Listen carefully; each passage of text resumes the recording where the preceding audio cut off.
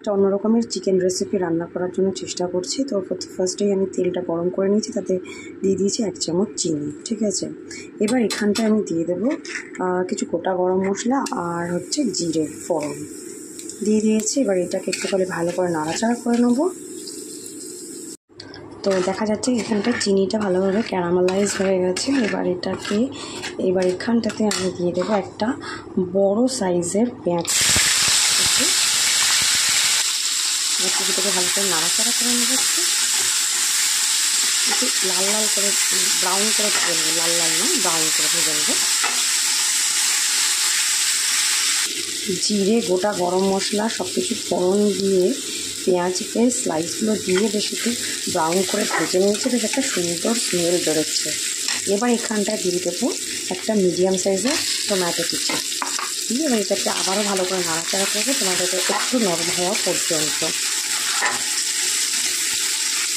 টমেটোটা একটু নরম হয়ে গেলেই টমেটোটাও ভালোভাবে গলে গেছে, দেখাই যাচ্ছে বেশ ভালো গলে গেছে। এবার এখানটায় আমি দিই এই ম্যারিনেট করা চিকেন। এখানে বলে দিই কী কী দিয়ে ম্যারিনেট করেছিলাম। এখানে আদা পেঁয়াজ রসুন বাটা, হলুদ লবণ জিরের গুঁড়ো, ধনের গুঁড়ো আর লাল লঙ্কার গুঁড়ো আর সর্ষের তেল দিয়ে আমি এটাকে ম্যারিনেট করে রেখেছিলাম। এবার এটাকে আমি এই চিকেনটাকে ম্যারিনেট করা চিকেন এর মধ্যে দিয়ে দেবো।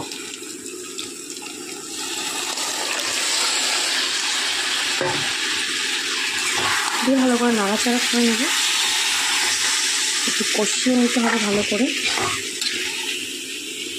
যেহেতু মাংসটাতে মানে চিকেনটাতে একটু চর্বি আছে, সুতরাং তেল গলবে একটু পরেই, দেখা যাবে। তো আমি তার আগে একটু ভালো করে কষিয়ে নিয়ে এখানে যেটা দিতে ভুলে গেছি সেটা হচ্ছে কাশ্মীরি লঙ্কার গুঁড়ো, সেটা একটু এখন দিয়ে দেবো। তো এই হলো কাশ্মীরি লঙ্কার গুঁড়ো, একটু দিয়ে দিচ্ছি কালারের জন্য, অবশ্যই আর কিছুই নেই। কালারের জন্য একটু কাশ্মীরি লঙ্কার গুঁড়ো দিয়ে আবার ভালো করে কষিয়ে নেব।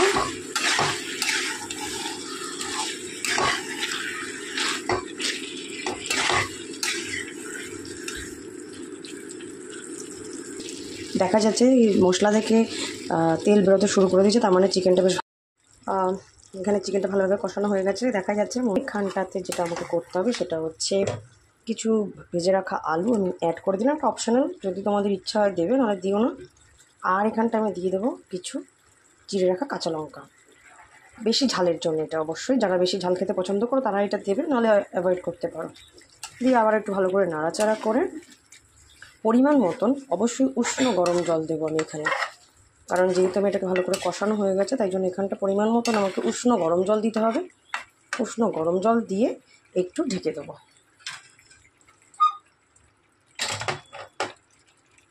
যে উষ্ণ গরম জল দিয়ে দিলাম, বাস। এবার এটাকে আরেকবার একটু ভালো করে নাড়াচাড়া করে নেবো। নাড়াচাড়া করে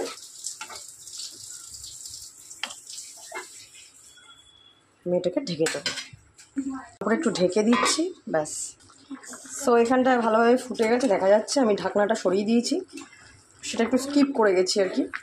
তো ঢাকনাটা দিয়ে রেখেছিলাম মোটামুটি 10-15 মিনিট, ঢাকনাটা সরিয়ে দিয়েছি এবং এই যে তৈরি হয়ে গেছে মাংস। এবার নামানোর আগে যেটা করতে হয়, গ্যাসটাকে কমিয়ে দিয়ে অল্প করে গরম মশলা ছড়িয়ে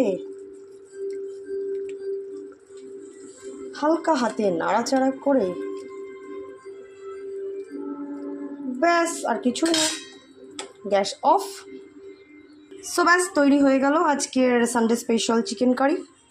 দেখতেও যেমন লাল রগরগে লাগছে, খেতেও সেরকম টেস্ট হবে। গরম গরম ভাত দিয়ে লাল রগরগে চিকেনের ঝোল দিয়ে আজকে সানডেটা একদম জাস্ট জমে যাবে। সো তোমাদের কাছে কেমন লেগেছে রেসিপিটা অবশ্যই জানাতে ভুলো না। আর এরকম রেসিপি দেখতে হলে আমার চ্যানেলটাকে সাবস্ক্রাইব করে পাশে থেকো। আজকের মতো টাটা, আবার দেখা হবে পরের কোনো ভিডিওতে। Bye, see you.